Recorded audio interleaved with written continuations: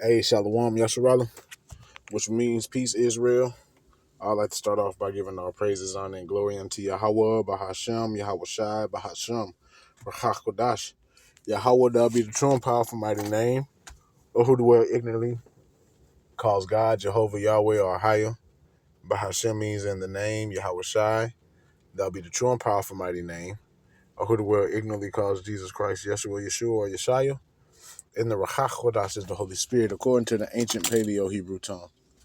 I would like to give double honors unto the apostles and elders, a great millstone, who I've learned the truth of the Bible from. Peace, blessing, safety, and salutation unto the hopeful elect, to you believers and listeners out there that came back into the faith and obedience of Yahweh, Bahashem, Yahweh Shai. And much love and respect unto you, brothers, pushing this gospel in sincerity and truth, risking your lives and freedom now more so than ever. May Yahweh, Bahashem, Yahweh Shai continue to bless you and your households. I'm the brother Yawam, coming back at you with another lesson, Lord willing, is edifying to the Lord's elect. And that big one is going to be here very, very soon. California. This was an article that was posted yesterday. California rocked by another earthquake as experts warn terrifying fault line that will unleash the big one has officially been unlocked. So, for y'all who don't know what the big one is, let's go ahead and look it up real quick. What?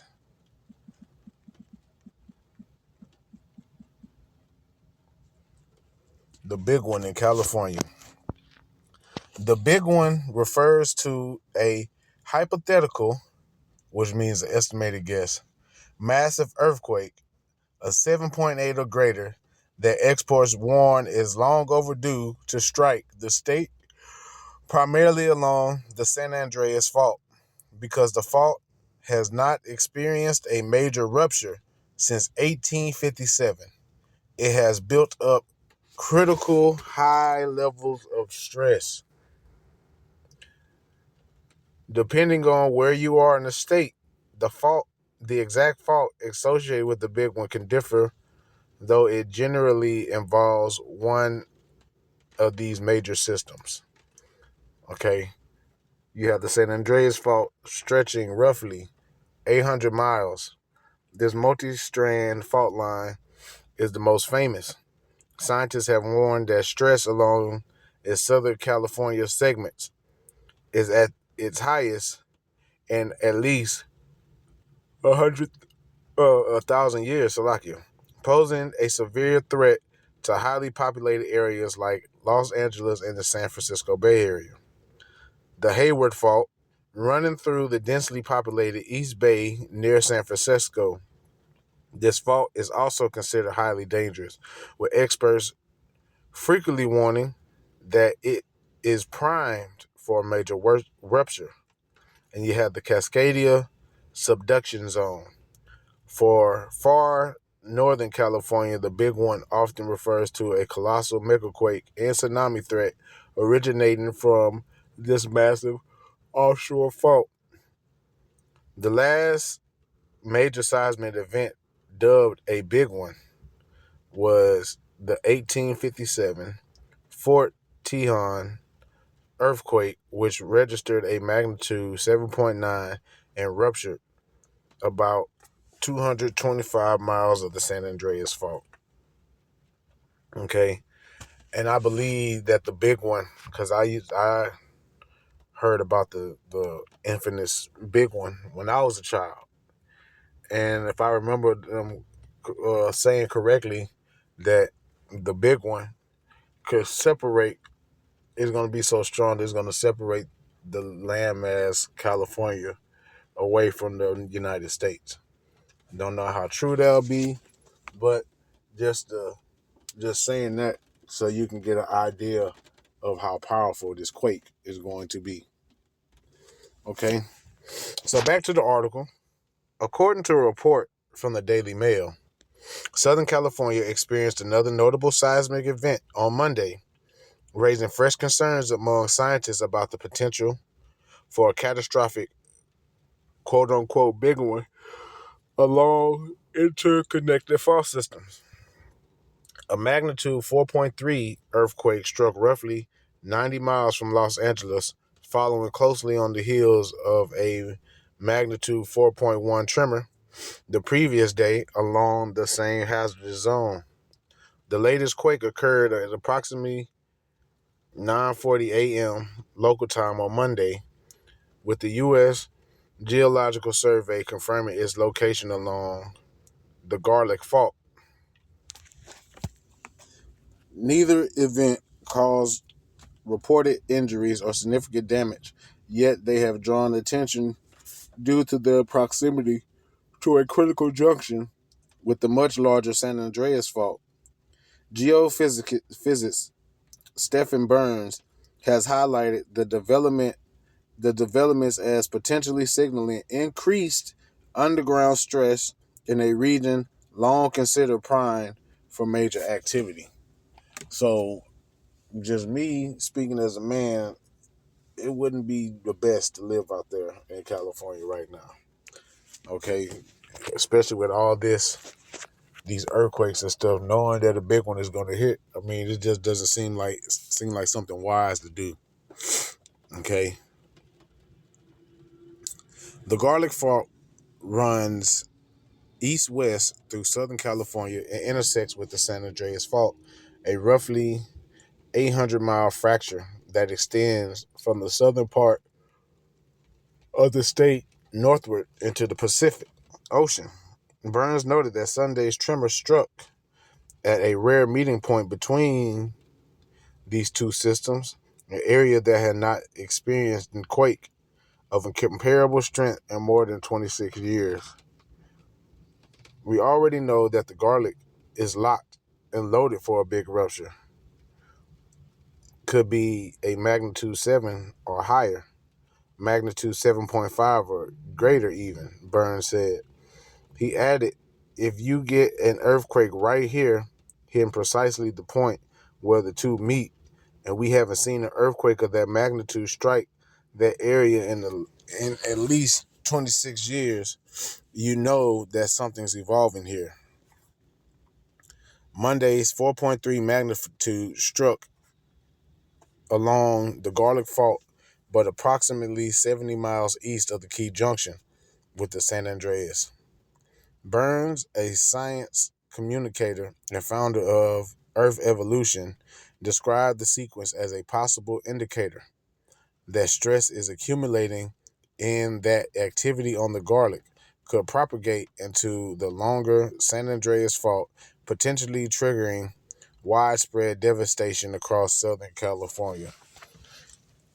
And you have people that stay out there that knows about this, and they still la-di-da, like everything is going to be fine. Like a seismic event is not going to rock their world, pun intended.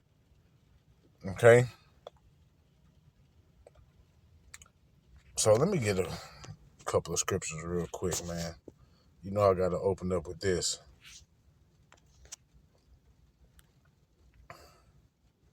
Isaiah 29:6, thou shalt be visited of the Lord Yahweh, Lord of hosts, with thunder and with earthquake and great noise, with storm and tempest, and the flame devouring fire. So all these earthquakes that's going on in the world is just another telltale sign that that we're approaching the end. Okay?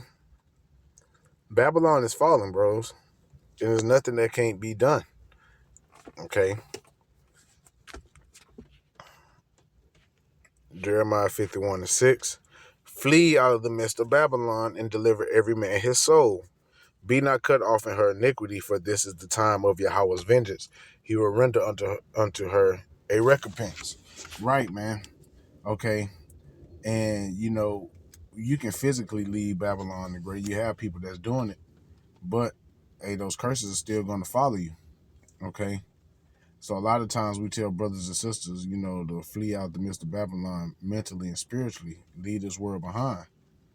Okay, but if you have the means to do so, I mean, mean, I'm pretty sure it'll be a wise thing to do, but you can't run from these curses, and then you don't know how it'll be somewhere else. Okay, but hey, them Californians, they need to go ahead and flee out of the midst of that country, man. One is everything over there is already high as shit and expensive anyway. And then, you pretty much putting yourselves in danger staying there. You asking. You asking for trouble, man.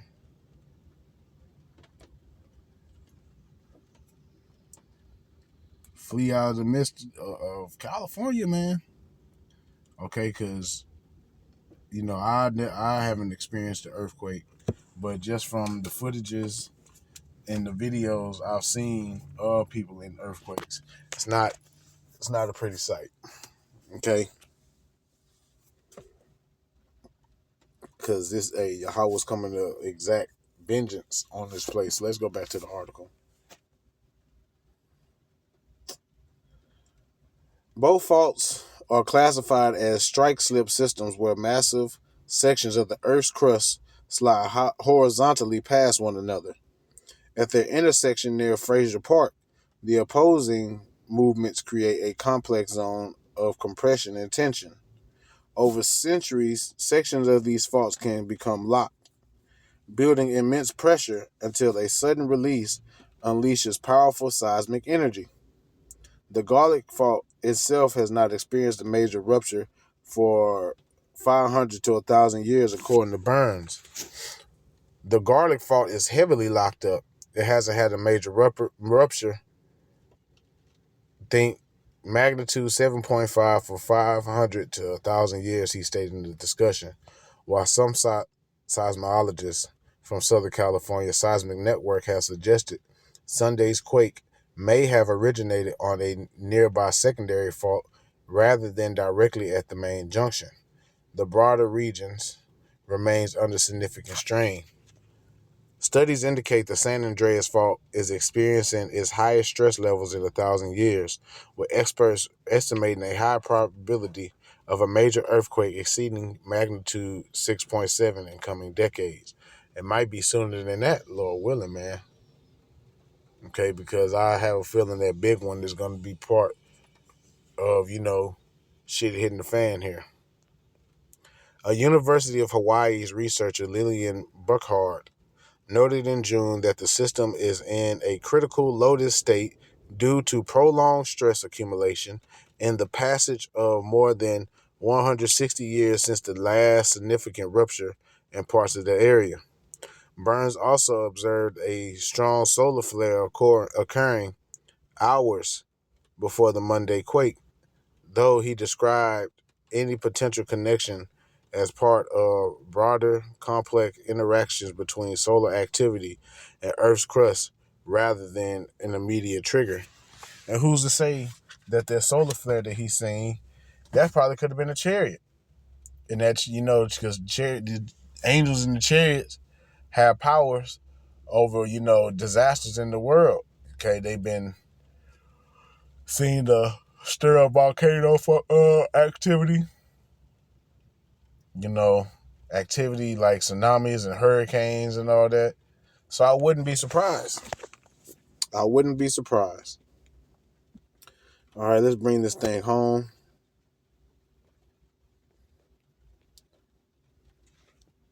Matthew 24. Shit.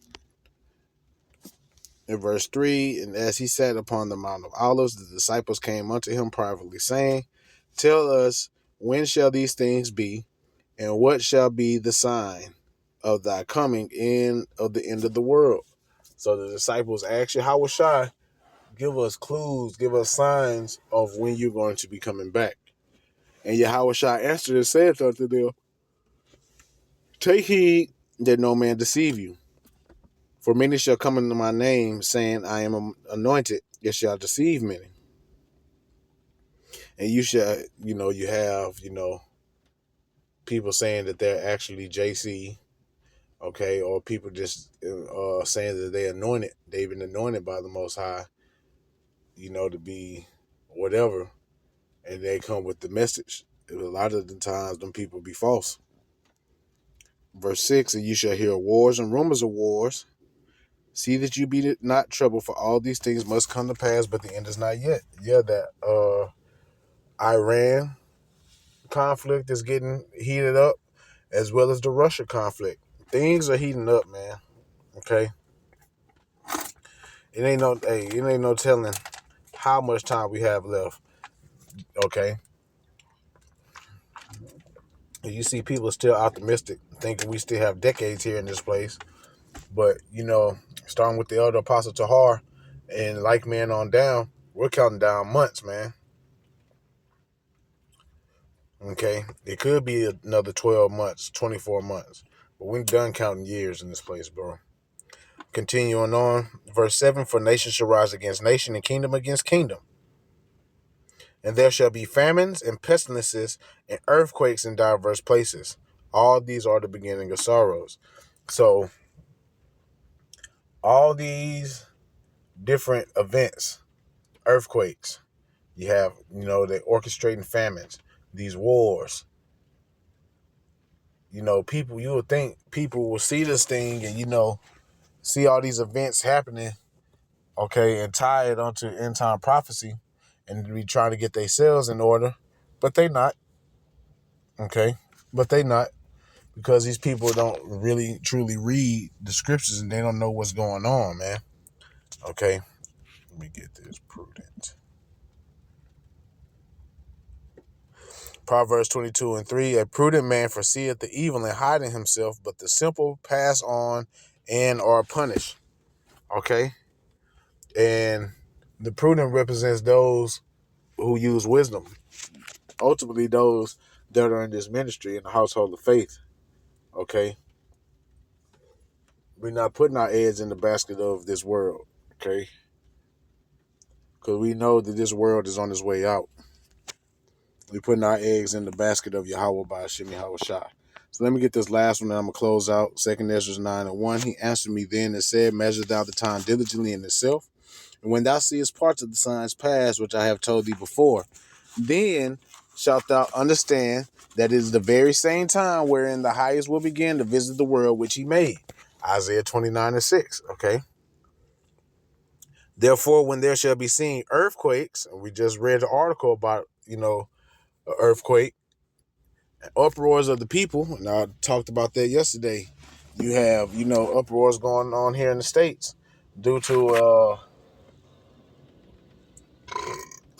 ICE up to their shenanigans again. ICE out here putting people on ice, man. All right. Then shalt thou well understand. Oh, and Salakia, you measure the times by taking current events and linking them up with biblical prophecy. Then shalt thou well understand that the Most High spake of those things from the days that were before thee, even from the beginning, because Yahweh declared the end from the beginning. For like it, all that is made in the world have a beginning and an end, and the end is manifest.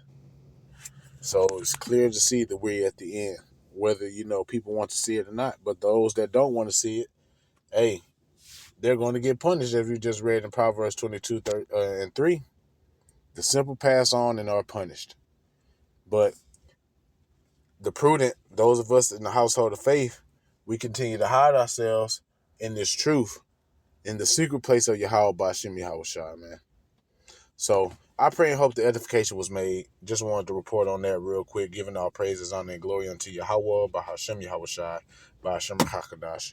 Double honors to the apostles and elders, a great millstone, peace, blessing, safety, and salutation unto the hopeful elect and to you believers and listeners out there. Shalom.